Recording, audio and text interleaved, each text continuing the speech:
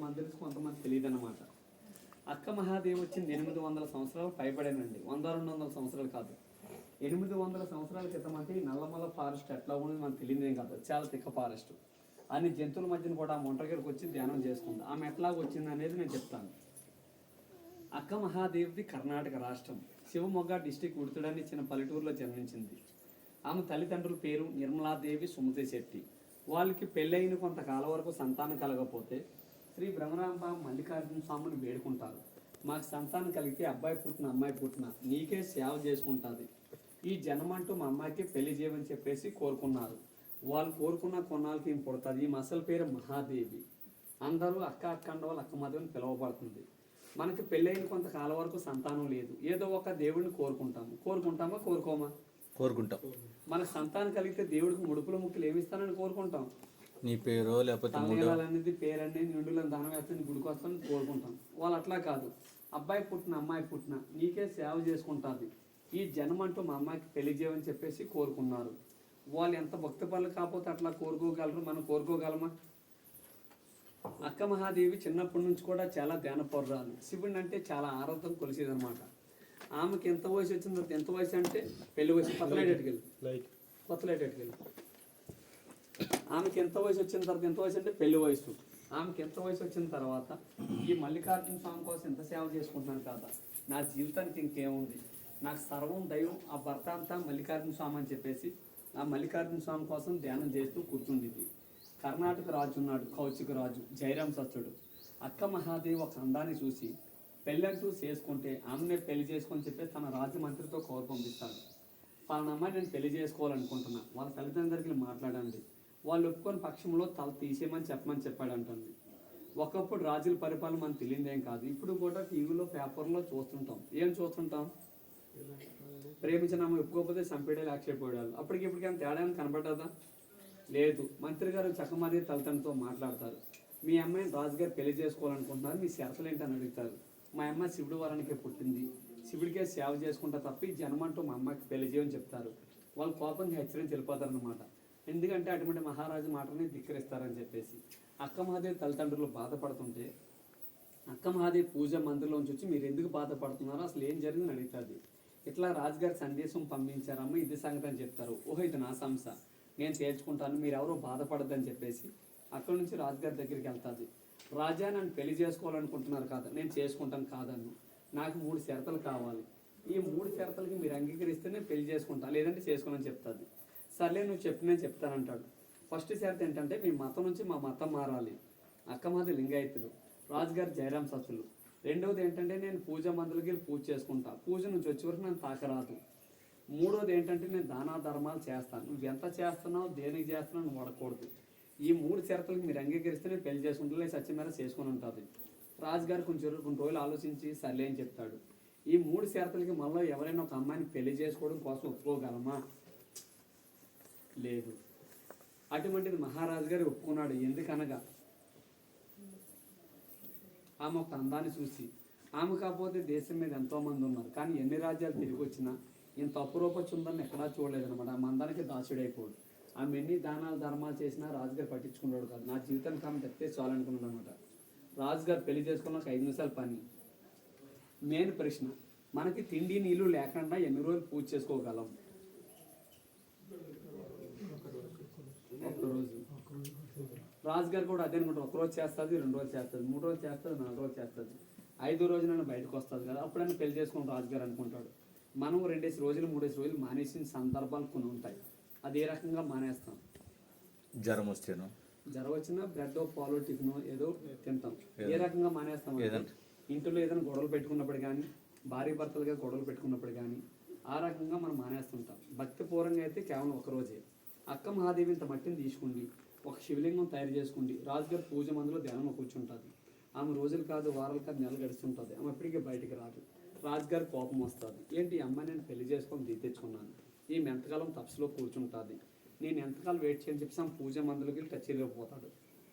అప్పుడు ధ్యానం నుంచి లేచిన అక్కమాదేవి అంటారు, రాజా నన్ను పూజ నుంచి వచ్చేవారు మీరు నన్ను తాకరాదా అని మాట ఇచ్చారు, మీరు ఇట్లా చేయడం ఇది శాపమా అని అడుగుతుంది. అప్పుడు రాజుగారు అంటాడు, నేను ఎంతకాలం వెయిట్ చేయని చెప్పి సమాధానం చెప్తాడు. అప్పుడు అంటుంది అక్కమాదేవి, నాకు ఇన్నాళ్ళ మట్టి తిండి లేదు ఏమీ లేదు, ఓం నమః మంత్రం తప్ప. ఇన్నాళ్ళు ఎన్నాళ్ళ మట్టి నా ఈ భక్తిని గమనించారేమనుకున్నాను తప్ప కానీ ఈ తుచ్చమైన శరీరం భాగం చూసే కదా మీరు మోహిందని చెప్పి ఆ మొక్క వస్త్రం తీసి రాజుగారు ముంగటేసేస్తారు. తన పొడవైన తలగెంట్రుకలతో ఒళ్ళంత కప్పు ఉండదు. అదండి న్యాచురల్ ఫోటో. ఆమెకు ఆ పరిస్థితి అట్లా వచ్చిందనమాట. ఆమె ఎన్నాళ్ళ మట్టి తిండి నీళ్ళు లేకుండా ఎట్లా తప్పని ఆలోచించలేదనమాట. ఆ మంతమే చూసుకున్నాడు. అప్పుడు రాజులు కొలిసే కొలుగురువు అక్కమాదేవి రూపంలో రాజుగారి దర్శనమిస్తాడు. అప్పుడు రాజుగారికి ధ్యానోదయం అవుతుంది అనమాట. అమ్మ నేను అమోహంతో చాలా తప్పు చేశాను, నన్ను క్షమించమని చెప్పేసి ఆమె కాల్మేపడి క్షమాపణ వేడుకుంటాడు.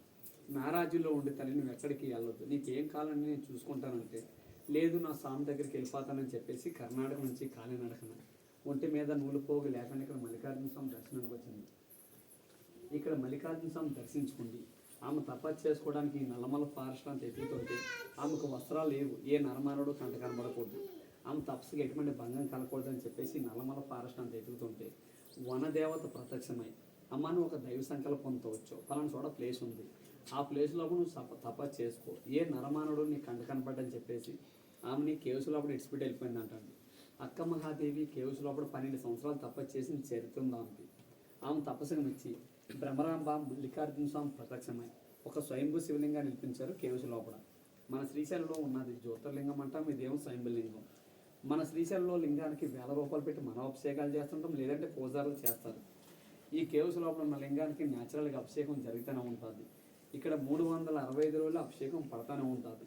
కానీ ఆ పడే వాటర్ ఎక్కడి నుంచి వస్తుంది ఎవరికి అంత చిక్కని ప్రశ్న అంటే ఇప్పుడు వరకు. లింగం హైట్లో ఉంటుంది, కొండ కింద బుడుపు ఉంటుంది. ఆ బుడుపు నుంచి 10 మినిట్స్కో 15 మినిట్స్కో డ్రాప్ లింగం మీద పడుతుంది. లింగం ఇట్లా టచ్ అయ్యేటప్పుడు ఇలా చూస్తే కనబడుతుంది.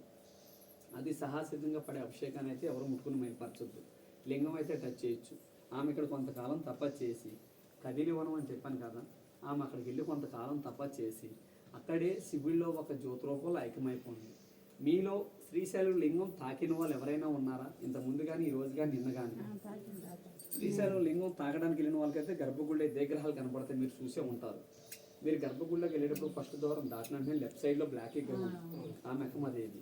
లింగం తాకలేని వాళ్ళు ఎప్పుడైనా తాకడానికి వెళ్తే గమనించండి, రైట్ సైడ్ 2 విగ్రహాలు ఉంటాయి. యామారెడ్డి, మల్లమ్మ, సిద్ధరామప్ప, వీళ్ళు ముగ్గురు కూడా కర్ణాటక వాళ్ళే, మనకలాగా మానవ జన్మెత్తిన వాళ్ళే. శ్రీశైలం గర్భగుడిలో పెట్టారంటే వాళ్ళు ఎంత భక్తపల్లి అనేది ఒకసారి ఆలోచించండి. మనకలాగా మానవ జన్మెత్తిన వాళ్ళ విగ్రహాలు తీసుకెళ్ళి భూ ప్రపంచంలో ఎక్కడైనా చూసామా? శ్రీశైలం గర్భగుడిలో తప్ప ఎక్కడా లేవు.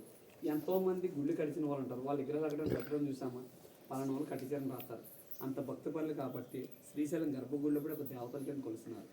మేము శ్రీశైలంలో లింగం తాకే ముందు ఎవరిని తాకుతాం? అక్కమాదేవిని తాగుతాం. అక్కమాదేవి తాకిన శివుడి దగ్గరికి వెళ్తారు. ఇక్కడ అలా కాదు, లోపల శివలింగం ఉంటుంది. ఆ శివలింగం తాకిన తర్వాత అక్కమాదేవి దర్శించుకోవాలి. ఇక్కడ ప్రత్యేకత ఇది. ఇదండి రాతి శిలాతోరణం.